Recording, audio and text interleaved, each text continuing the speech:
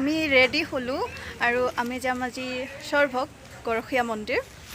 তো hey guys, আকৌ এটা নতুন ভিডিঅ'লৈ আপোনালোকৰ ওচৰত মই নিকু আপোনালোকক পুনৰবাৰ স্বাগতম জনাইছোঁ। আশা কৰোঁ আপোনালোক সকলোৱে ভালে আছে আৰু এইফালে ৰেডি পূৰা।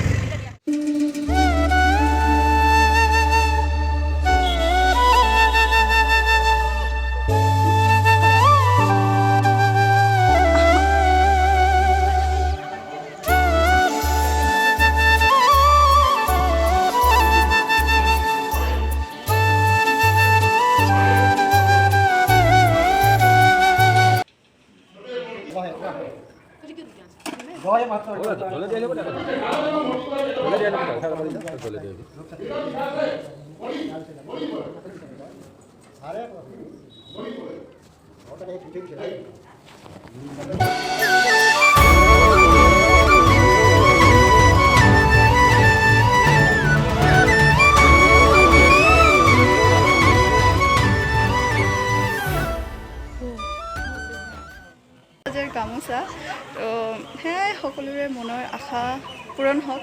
আজি ময়ো বান্ধিলোঁ।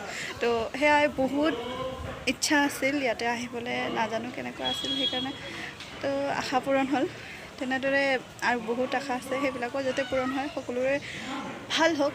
তো সেয়াই কামনাৰে ব'লক আৰু অকণমান দেখুৱাওঁ। তো এয়া ইয়াতে চলি আছে নাম কীৰ্তন। মই ভালদৰে গম নাপাওঁ। আমি যিদিনা গৈছিলোঁ সেইদিনা আছিল 7 বিহু, মানে শেষৰটো বিহু, সেইকাৰণে চাগে নাম কীৰ্তন চলি আছিল আৰু হয়তো আন দিনাও হয়।